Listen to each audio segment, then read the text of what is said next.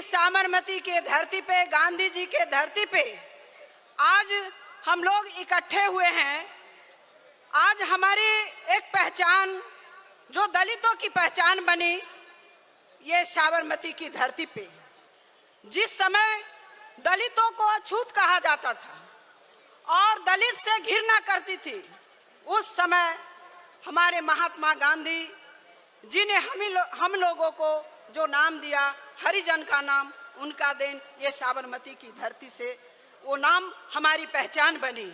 और इस देश में आज खासकर जो दलितों के साथ, पिछड़ों के साथ हमारी लड़ाई जल, जमीन, जंगल के साथ साथ अस्तित्व की भी लड़ाई हम लोग लड़ रहे हैं। खासकर मैं मंचासीन से कहना चाहती हूं कि महिलाओं की भी भागीदारी जो होनी चाहिए, उन्हें भी मिलनी चाहिए, जिससे कि महिला मजबूत और सशक्त है देश में। जब हमारी पार्टी में हम लोगों ने राष्ट्रपति दी, प्रधानमंत्री कांग्रेस पार्टी ने दी, लेकिन फिर भी महिलाओं की भागीदारी कम होती है, उन्हें मिलनी चाहिए। और साथ में जो बिहार में अभी बिहार जो है बीमार और विकलांग चल रहा है, और बिहार में कई दलितों की पार्टी के हमारे नेता हैं और कहते हैं कि हम दलित समाज के उत्थान के लिए हैं, पिछड़ों के उत्थान के लिए हैं।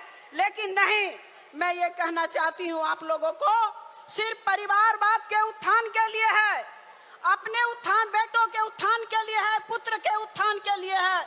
लेकिन आम जनता आज परेशान है बिहार में, उन्हें कोई देखने वाला नहीं है, सुनने वाला नहीं है।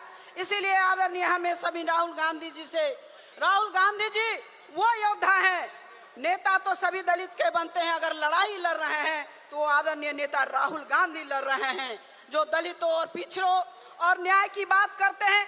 और ये न्याय पथ जो आज जो रखा गया ये अधिवेशन में, ये यूं ही नहीं रखा गया है, ये कई लड़ाई के बाद, कई निचोड़ के बाद ये सामने आया है कि जिस तरह से हम लोगों ने पिछड़े दलितों की लड़ाई, आज राहुल गांधी जी ने नीचे पंक्ति को आगे में लाने की कोशिश किए हैं, उन्हें पथ पर, रास्ते पर किस तरह से हम ले चले, किस तरह उन्हें सम्मान दें और किस तरह सम्मान से उन्हें देश में एक पहचान दें, ये हमारी आदरणीय नेता राहुल गांधी जी की कोशिश रही है। और उस कोशिश का नतीजा है कि कई हमारे युवा पीढ़ी चुन के आए हैं और कई युवा पीढ़ी ने आज कई ने अपनी बातों को रखा।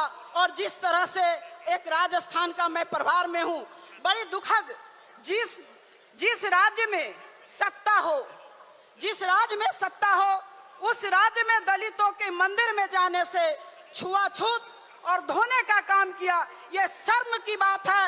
मोदी सरकार और आरएसएस की दलितों की बात करते हैं, पिछड़ों की बात करते हैं और उनके मंदिर जाने से उन्हें धोने का काम करते हैं। बिहार में भी मधुबनी में मंदिर गवर्नर गए, वहां भी धोने का काम किए। तो ये दलितों की रक्षा नहीं कर सकते हैं, एकमात्र पार्टी है वो कांग्रेस पार्टी दलितों की रक्षा कर सकते हैं। इसी के साथ तमाम लोगों को आए हुए कोने कोने से मैं धन्यवाद देती हूँ, आपने मुझे बोलने का मौका दिया। जय हिंद, जय कांग्रेस, जय गुजरात की धरती। दोस्तों, आज एक छोटे से कार्यकर्ता को भी एक राष्ट्रीय महाअधिवेशन में अपना बात रखने का मौका दिया, ये कांग्रेस पार्टी ही कर सकती है। दोस्तों, आज जिस तरीके से पूरे हिंदुस्तान में जो नफरत की राजनीति चल रही है, उसका मुकाबला डट के अगर कोई कर रहा है तो वो राहुल गांधी जी कर रहे हैं। राहुल गांधी जी ने जो 4000 किलोमीटर की यात्रा निकाली, नफरत छोड़ो भारत जोड़ो, वो समझने वाले समझते हैं कि वो आरएसएस की विचारधारा के खिलाफ थी, वो नफरत के खिलाफ थी, हमको समझना पड़ेगा। आज भी ऐसे माहौल में भी जब लोकसभा में जब बिल आया, वक्फ बिल, उस वक्त में कांग्रेस पार्टी के जो मुस्लिम सांसद थे, उन्होंने तो अपनी बात रखी हो तो उनकी फर्ज थी। इमरान प्रतापगढ़ी ने उस पर ऐतिहासिक प्रवचन दिया, नासिर हुसैन साहब ने ऐतिहासिक प्रवचन दिया, आरिफ मसूद ने ऐतिहासिक प्रवचन दिया, हमारे मोहम्मद जावेद साहब ने जो सुप्रीम कोर्ट में भी इस लड़ाई को लड़ने के लिए गए हैं, ये तो मुस्लिम थे। लेकिन यही कांग्रेस पार्टी की खूबसूरती है कि कांग्रेस पार्टी के सभी सांसद, जो 232 लोगों ने जो वोट दिया, वो सिर्फ मुस्लिम नहीं थे, हिंदू समाज के भी लोग थे। यही एकता है पूरी इंडिया गठबंधन और कांग्रेस के लोगों ने मिलकर के इसका जम के मुकाबला किया। कुछ लोग ऐसे हैं हिंदुस्तान में, सिर्फ 3 मिनट एक मरतबा प्रवचन देते हैं, फिर पूरे 365 दिन उसको चलाते हैं और ये बात फैलाते हैं कि कांग्रेस पार्टी मुस्लिम की बात नहीं करती है। उसको मुंह तोड़ जवाब कांग्रेस पार्टी ने पिछले लोकसभा के सत्र में भी दिया, इस सत्र में भी दिया, और जिस तरीके से खुल करके सभी लोगों ने बोला और खास करके हमारे सांसदों ने बोला, मैं सभी का शुक्रगुजार हूं। ठीक है, मेरे समाज के लोग तो बोलेंगे, लेकिन जो 232 सांसदों ने जो हमारे हिंदू समाज से हैं उनको, और 98 सांसद जिन्होंने राज्यसभा में वोट दिया, मैं उनका सबका बहुत बहुत यहां से गुजरात के 70 लाख मुस्लिमों की जानिब से उनका स्वागत और सम्मान करता हूं, उनका आभार व्यक्त करता हूं। और आखिर में एक ही बात कह के मेरी बात को पूरी करता हूं। पूरे गुजरात से ये बात थी, कितना अच्छा सांसदों ने बात की, और महाविधिसभा में इमरान प्रतापगढ़ी जी, हमारे सलमान खुर्शीद जी, नासिर हुसैन साहब, मोहम्मद जावेद साहब ये आए हैं, तो इनका गुजरात के मुस्लिम समाज से सम्मान होना चाहिए। कल रात को ही गुजरात के सुप्रसिद्ध अखबार गुजरात टुडे में बुला के इनको जो तो सम्मानित से अवार्ड से नवाजा गया, और वो पूरे 70 लाख लोगों को खुशी हुई कि अब तुमने जिन लोगों ने हमारी बात को उजागर किया उसको हुआ। और मुस्लिम समाज के मन में भी ये बात पैदा हुई कि कांग्रेस पार्टी ऐसी है कि आदिवासी हो, दलित हो, ओबीसी हो, हर कौम हर जाति को साथ में लेकर के चलती है। बस इतनी बात करके बात को पूरी करता हूं। धन्यवाद। जय हिंद, जय Bharat. Today I am here to mention just 2-3 points and move away within 3 minutes. I take this opportunity, it is a rare opportunity to stand on the banks of this river and in the place of Gandhiji and Patelji. It's a very rare opportunity given to me. And the most important thing, a resolution has been passed in this session. That is to empower the district Congress committee presidents. Today morning, our Honorable Congress President has mentioned that the district Congress presidents will have a role in the running of the district and in the selection of the candidates. I really appreciate and congratulate our Honorable General Secretary here that the districts are the backbone of our Congress party and they should be strengthened. At a right time, we have called the district presidents, taken their opinion, and today it has been announced that they are empowered and they will play a critical role. I thank the Honorable General Secretary for this purpose.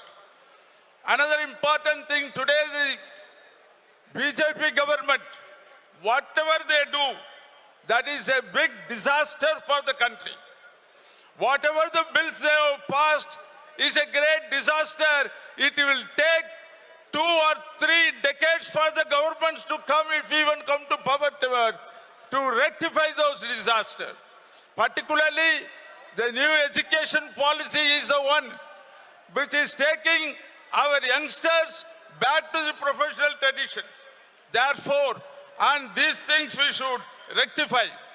Our beloved leader, Rahul Ji, has mentioned yesterday or day before yesterday in a place that the constitution is 1,000 years old.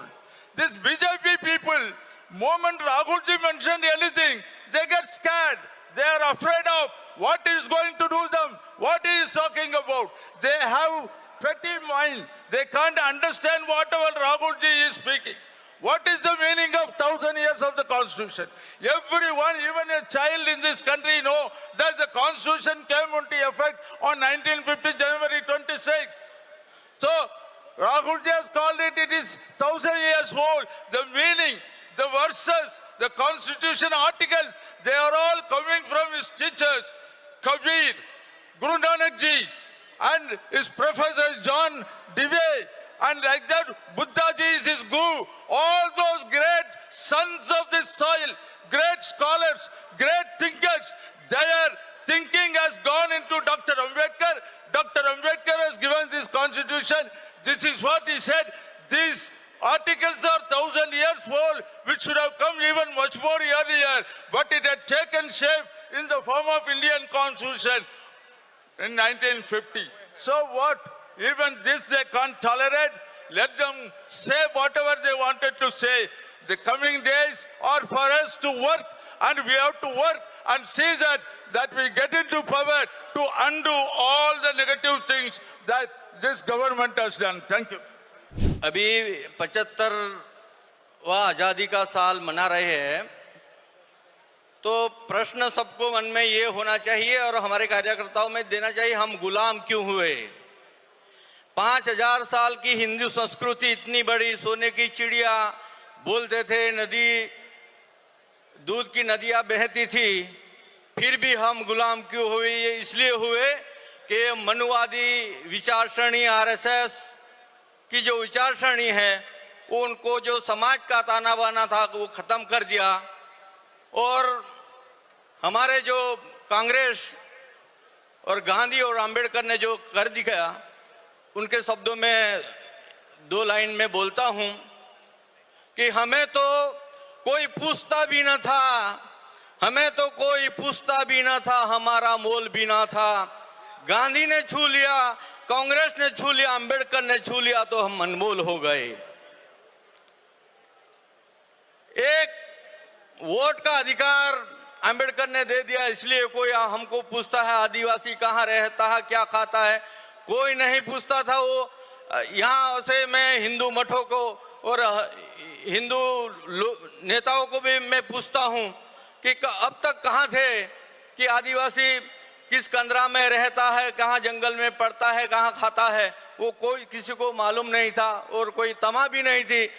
Gandhi और अंबेडकर ने एक मत देके, एक vote देने का अधिकार दे दिया और क्रांति देश में हुई है।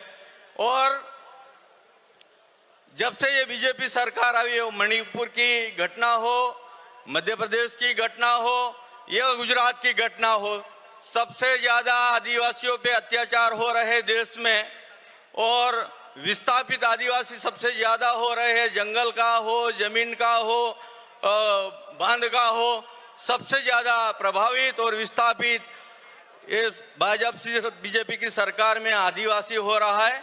और जो राहुल जी ने पिछले साल में जो गुजरात में आदिवासियों का सम्मान किया, जो मूल निवासी है वो कह के, तो पूरे देश का आदिवासी आश्वस्त है। और कांग्रेस और राहुल जी में श्रद्धा है, जब भी सरकार आएगी को आदिवासियों का जो अधिकार नहीं दिया गया, नहीं मिला, वो भी कांग्रेस की सरकार देगी, वही मैं आश्वस्त करता हूं। धन्यवाद।